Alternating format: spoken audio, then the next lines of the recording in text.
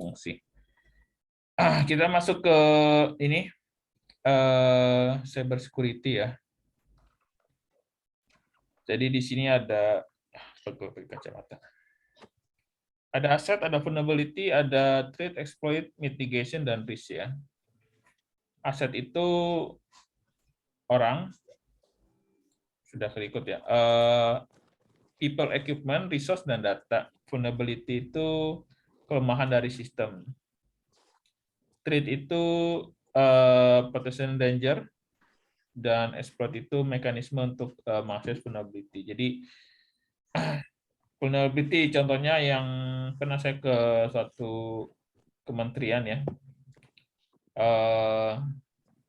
dulu di situ dituliskan WiFi, username dan password NIM Anda gitu kan, NIP ya, lebih NIP gitu kan. Itu salah satu kelemahan ya, dari situ bisa kelihatan.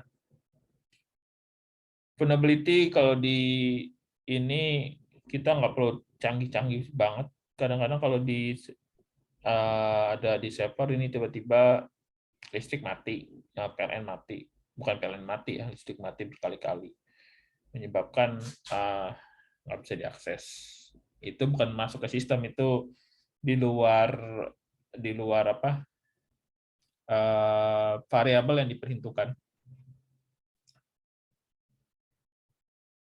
Oke, eksternal dan internal threat ya. Jadi kalau Anda bertugas di membangun sebuah jaringan atau maintain atau memonitoring, ada penyerangan dari eksternal dan ada penyerangan dari internal. Jangan sampai kita fokus ke eksternal aja gitu, dari serangan DDoS atau serangan akses SSH ilegal. Kadang internal juga menjadi ya, biasanya di lingkungan kampus ya, biasanya mahasiswa coba-coba akses gitu ya.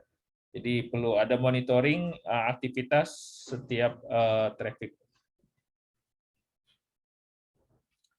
Data loss, ya data loss jangan sampai ini berhubungan dengan, kalau di Indonesia ya, biasanya jaminan listriknya belum SLA-nya ya, Service Level Agreement-nya belum bisa diyakinkan untuk listriknya.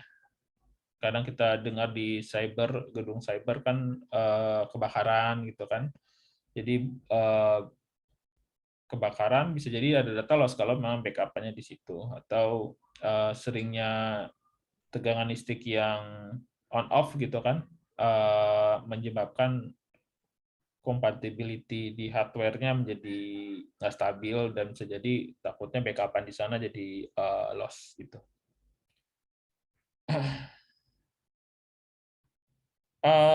Data loss di sini ada menggunakan email, social engineering yang dapat di-capture ya. Beberapa zaman dahulu sih ya, zaman dahulu masih tahun 2005, 2006, 2007, itu ada email yang mungkin ada yang kerja di Telkom ya. Kalau dulu free email Telkom dicoba pakai Wireshark gitu kan, itu akan kebaca. Jadi kalau seseorang, someone yang sedang membuka email Telkom mengirim data, kemudian ada yang capture, dia bisa melihat informasi email tersebut. Zaman dulu juga mungkin Anda pernah mengenal namanya Yahoo Messenger, tapi saya nggak tahu Anda masuk ke zaman itu nggak ya? Karena memang tren teknologi dulu ada namanya MIRC. MIRC kayak gini nih.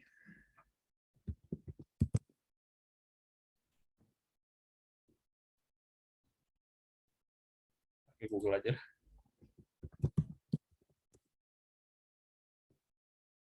Jadi saya kebetulan mengalami ya, jadi saya sudah tua ya rupanya.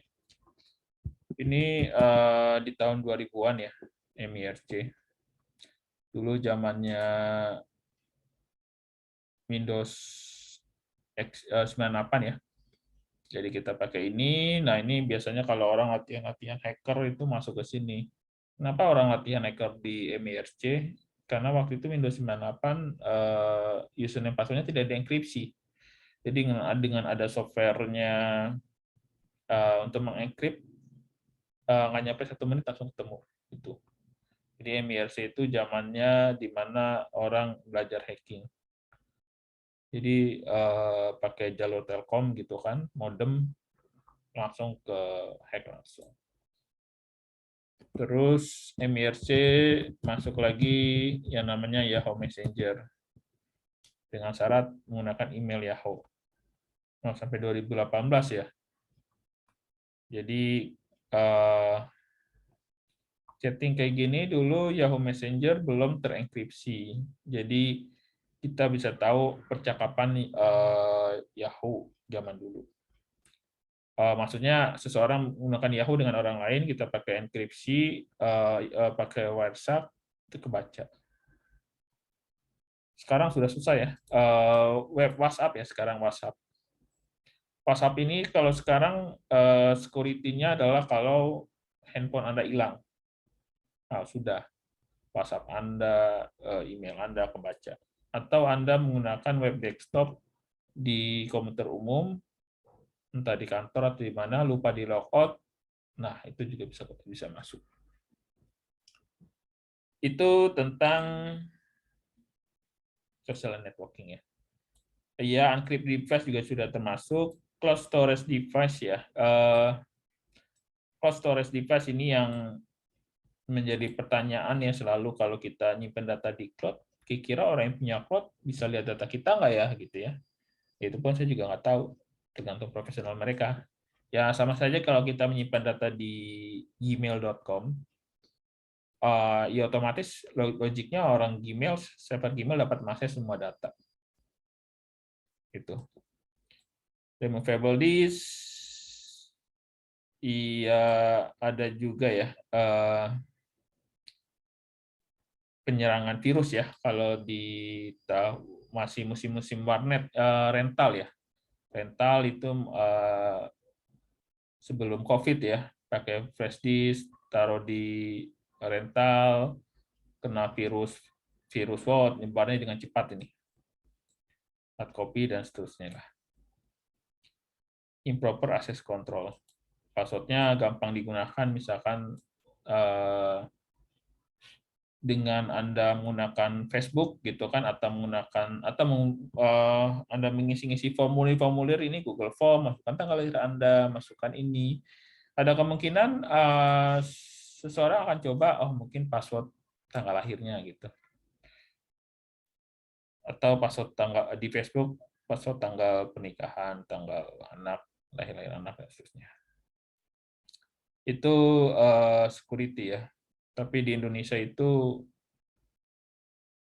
sebenarnya paling mudah ya, data paling mudah karena misalkan kalau ada sebuah kegiatan gitu kan, fotokopi KTP, fotokopi KK dan seterusnya, lampirkan gitu kan, fotokopi KTP KK kan kalau sudah eh, dikumpulkan setelah sudah tidak berguna, mau diapain itu? Apakah akan dibakar atau dilokan atau disimpan? Artinya ada sebuah informasi sensitif ya. Jadi di Indonesia data tersebar itu bukan masalah ya. Uh, nggak terlalu ngaruh malah sebetulnya. Oke, karena juga sistem kita belum terintegrasi. Misalkan satu kartu untuk semua informasi tidak. Sistem kita masih terpecah-pecah, jadi belum setiap sistem punya punya apa? Punya fitur dan menu yang berbeda. Oke, ini kita coba with security kami digunakan untuk ini mungkin aset kali ya. Mungkin ini saya coba kalau bahasa Inggris kadang-kadang salah, jadi kita coba aja.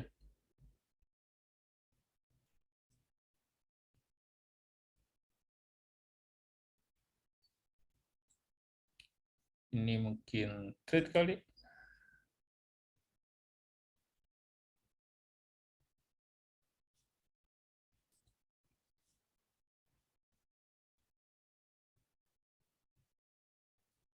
Ah,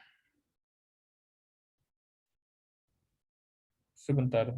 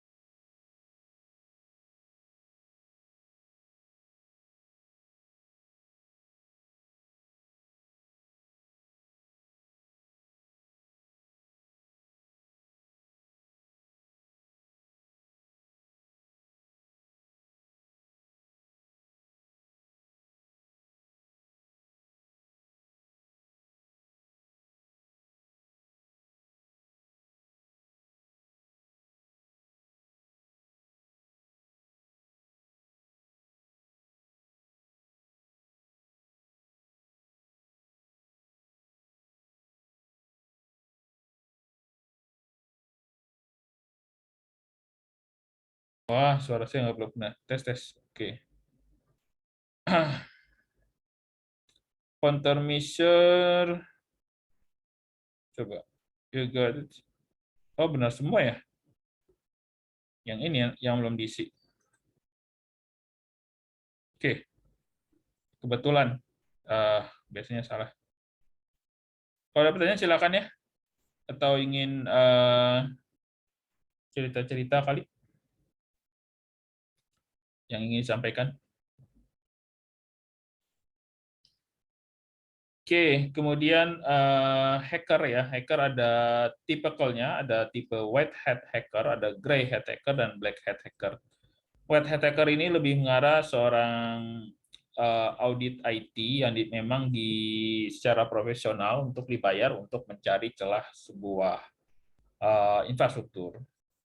Kalau black hat hacker ini memang dia ada motif tersembunyi untuk kesenangan pribadi dan seterusnya. Jadi tidak, iya, untuk merusak biasanya. Kalau gray ini dia tengah-tengah, bisa jadi profesional, bisa jadi dibayar secara profesional atau mungkin iseng-iseng untuk belajar untuk nge-hack juga. Kalau di sini kalau black hat lebih ngarah ke kriminal ya. Kemudian hacking, ada istilahnya script kiddies, ini hacker yang lebih banyak menggunakan tools-tools yang sudah tersedia. Jadi dia pandai menggunakan tools-tools yang tersedia. Vulnerability broker dia hacker yang sudah dia belajar bahasa pemrograman dan mencari vulnerability dari sebuah aplikasi. Hacktivist ini lebih mengarah ke hacking yang tujuannya lebih mengarah ada ke arah politik. Ya, ada isu-isu politik atau negara seperti itu. Cyberkriminal dia lebih mengarah ke kriminal ya. State sponsor ini mungkin lebih mengarah ke yang disponsori, sudah ada yang membiayai. Kalau aktivis bisa relawan gitu ya. Kalau state sponsor misalkan udah perang antar negara gitu. Misalkan Ukraina, Rusia mungkin yang lagi hangat gitu kan. Oke, next saja. Ada pertanyaan langsung ya? Atau ingin nanya atau malah ingin memberikan informasi baru yang saya kurang tahu. Kemudian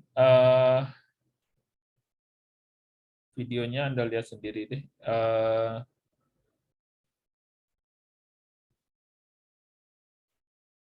Di sini lebih mengarah mempunyai technical atau tool ya. Artinya di tool sendiri ya, tools kalau saya mungkin di fokus waktu hacking-hacking tapi level kampus, dan kebetulan kampusnya waktu itu S1 di tempat Anda kuliah sekarang di Mercu Buana. Tools yang saya gunakan di tahun 2000 itu sudah tidak berlaku lagi di tahun sekarang. Udah tidak berlaku. Jadi saya harus belajar lagi, tapi kebetulan saya enggak. Karena ketika saya coba belajar itu, saya melihat keuntungannya apa. Dalam dunia kerja juga waktu itu enggak ini, jadi enggak lebih karena Windows 98 ya itu jauh jauh banget. Oke, kemudian penetration testing tool ini temanya sama, tapi nanti softwarenya akan terus berkembang ya. Password cracker, jadi dulu saya gunakan password cracker untuk Windows 98, kalau sekarang sudah ada John the Ripper, OPH Crack, LOPTH Crack, THC Hydra, Rainbow Crack, dan Medusa. Jadi logikanya password cracker ini dia mencoba username-nya misalkan root, username-nya root, password-nya ya apa gitu ya, yang kira-kira kemungkinan akan ketebak. Jadi dia punya kamus ya, punya kamus kata. Jadi kalau Anda cari di internet itu kata kuncinya adalah word list ya, word list. Jadi word list untuk Hydra gitu ya. Jadi dia akan nyimpan. Mungkin word list Hydra.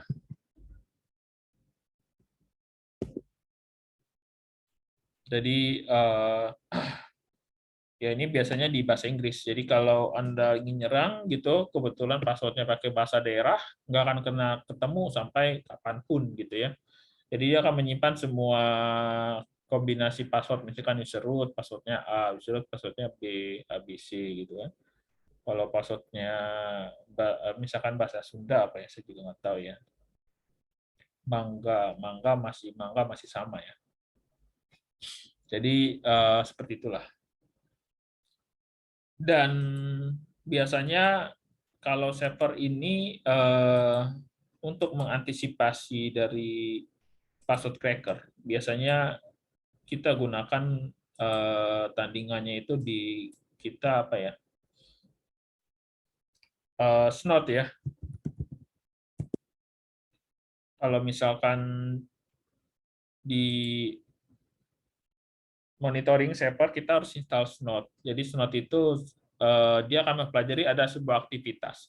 Jadi kalau ada sebuah data yang dikirim, coba SSH ke server 10 kali, 20 kali, 30 kali, 40 kali, atau 100 kali, 1000 kali, karena pakai mesin kita nggak ngetik-ngetik, dia akan coba mau 10.000 kali juga nggak apa-apa. Nah, Snot ini salah satu, ini namanya adalah detection system, jadi dia langsung di-block IP-nya. Jadi tergantung kita mau di-block atau tidak.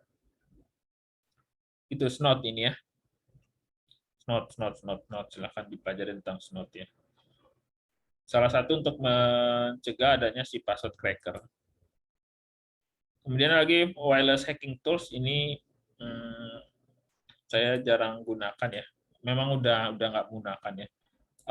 Misalkan ingin mencari password WiFi gitu kan. Nah, jadi bisa menggunakan Aircrack, Kismet, Insider, Kismet, Fearship, dan Nestambler ya. Jadi biasanya di YouTube banyak itu. Cuma saya nggak mau ini apa ya, taruh di YouTube video-video seperti itu. Nah, di sini banyak ini kalau ingin coba iCrack Windows 7, 8, 10 gitu. Oke. Jadi bisa dicoba di situ network scanning lebih mempelajari mencari informasi dulu. Scanning itu mencari informasi dulu. Dalam sebuah jaringan dia punya IP apa aja. Sebentar, kayaknya ada paket, saya pause recording dulu. Oke, RP vulnerability ya sudahlah. Tadi ya mungkin saya pas ada tukang paket nggak ke-record ya sih. Aduh capek juga. Ya ini saya ulang sedikit ya biar ada di recordnya nggak apa-apa ya. Kevin Mitnick ini TCP Handshake ya, bisa dilihat filmnya di Takedown 2000. Saya ulang dikit ya karena nggak ke-record yang bagian ini. Kemudian celahnya adalah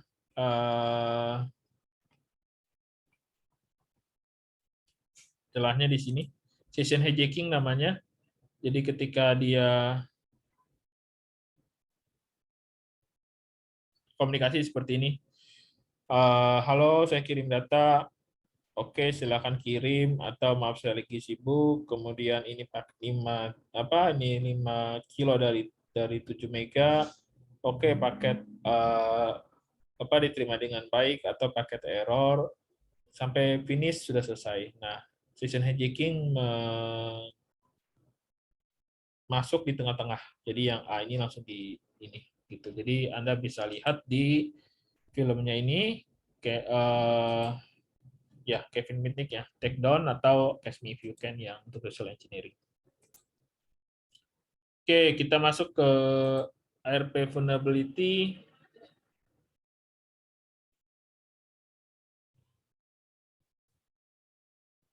ARP cache poisoning, jadi meracuni ya. ARP itu suatu protokol yang untuk mencari MAC address. Gitu. Jadi sama seperti saya yang tadi yang diceritakan benar-benar kerekam, mencatat memasukkan MAC address di komputer ya. Sangat gampang memasukkan MAC address di komputer ya. Saya nggak tahu kalau Windows 11 ya. Jadi kalau di apa ini MAC address saya,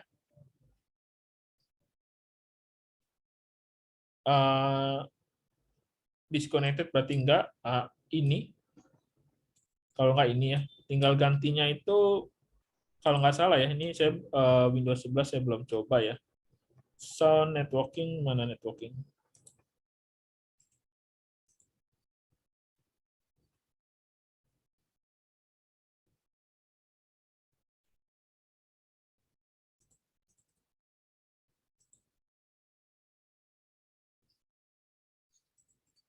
Misalkan yang ini deh, ini kan ada firmware ya. Atau bisa cari ya, harus yang asli kayaknya.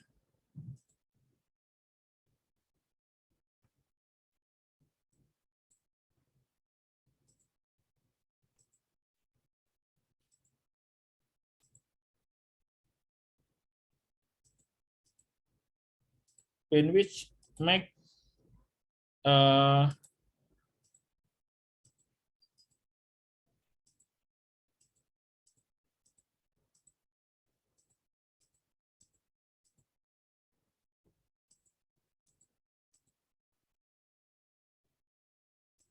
udah nggak ada ya.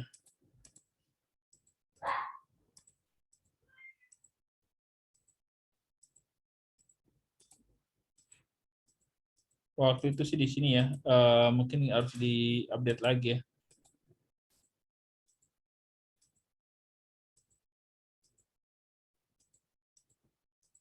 Eh, yang di unplug ada nggak ya?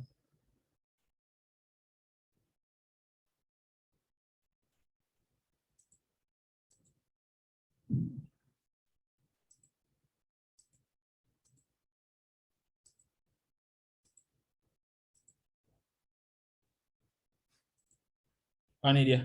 Berarti untuk kartu ini ya, untuk kartu jaringan kabel ya, di sini MAC address dapat. Jadi tinggal input manual. Misalkan seperti ini, saya ingin mengetahui MAC address ya. Jadi saya cek dulu IP address saya berapa. IP address saya 13 ya. Kemungkinan saya akan ada ping 192, 168, mungkin yang pakai 12 ada. Nggak ada. 14 ada. Saya tinggal ARP min A, 14 MAC address-nya ini. Langsung dapatkan. Nah, kemudian yang hubungan yang kisah waktu saya kuliah dulu, kenapa saya dapat itu rektor ya, karena nama komputernya rektor gitu. Misalkan di sini hostname desktop gitu kan, ya hostname-nya namanya rektor, entah benar apa enggak, penting zaman dulu pasti percaya lah. Hostname rektor rektor, udah dapat selesai. Jadi saya ping rektor. Kalau di sini saya ping desktop 7 VU RM 5J. Nah, ini kebetulan versi 6 ya. Jadi tinggal RP min A, ya ini komputer sendiri, jadi nggak bertambah. Ini kan 1114 ya.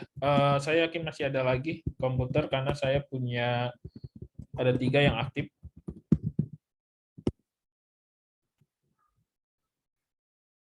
Bukan 15. Nggak ada. Berarti lagi nggak aktif satu handphone lagi.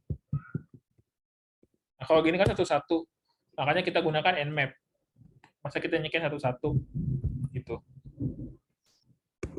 Oke. Ini kayaknya udah geledek-geledek ya. Saya coba ini. Ada pertanyaan sampai sini?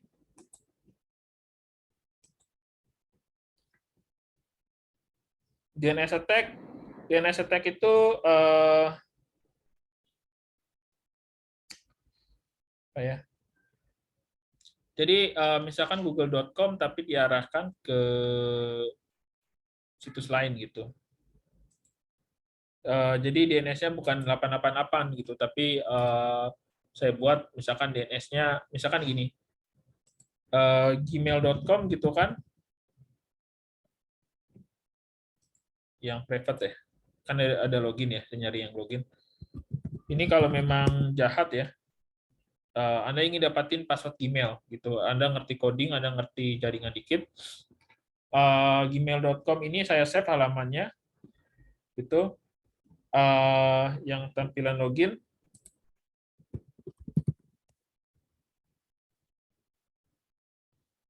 Nah, ini saya save atau saya buat gitu kan di localhost. Nah, DNS-nya nanti orang lain ngarahin ke saya, jadi dia akan ngetik nih, misalkan passwordnya apa gitu, aku@gmail.com gitu ya, pasti nggak ada ya. Kemudian passwordnya, cuma scriptnya pas di berikutnya ini nggak nyampe ke Gmail, nyampenya ke aplikasi Anda. Anda buat script dikit, tinggal sorry your password salah gitu kan. Kemudian dicoba input lagi, baru benar. Nah, saat password salah itu kesimpan ke database sehingga Anda bisa mendapatkan password Gmail. Nah, itu secara teori itu ya, cuma saya nggak melakukan. Saya percaya dengan karma. DNS ini contohnya seperti itu. Itu contoh yang sederhana. Dia menggabungkan serangan DNS attack, poisoning. Jadi DNS-nya diserang. Kalau itu saya seolah-olah sebuah DNS gitu. Biasanya saya tinggal buat WiFi gratisan, internet gratis, tek gitu. Tapi Gmail-nya saya ubah dulu gitu. Ya, seperti itulah. DNS tunneling ini biasanya lebih canggih lagi kalau di blog. Di blog, jadi untuk akses situs tertentu lewat DNS tunneling. Caranya gue searching sendiri. Karena saya nggak sempat untuk nyoba-nyoba ini. DNS spoofing attack juga sama, membuat DNS DHCP yang lain, jadi orang nggak dapat.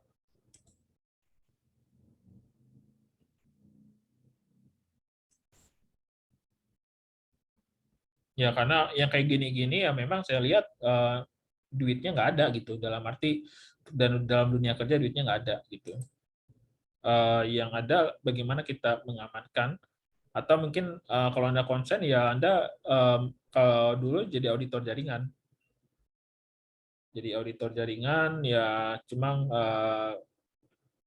apa biasanya di akhir-akhir tahun itu biasanya kalau auditor jaringan. Kalau dulu biar penyerapan anggaran. Oke, ini IPS apa ya lebih mengarah ke pencegahan ya. Lawannya pakai IPS. Prevention system saya sudah jelaskan dengan SNOT ya. Kriptografi lebih mengarah biar data komunikasi di jalan kita itu dienkripsi. Kayak kita bicara busway, real busway ya. Ketika dia busway jalan, hanya jalur busway aja yang boleh lewat, atau pakai VPN lah logikanya. Hanya jalur busway aja yang lewat, yang lain nggak boleh gitu. Jadi dengan enkripsi yang orang lain nggak bisa masukin gitu. Pakai hash, pakai apa gitu, itu udah perkembangannya ini. Kalau ada kelemahan, celah harus diperbaikin. Ini kunci-kuncinya dan segala macam. Ya itu saya stop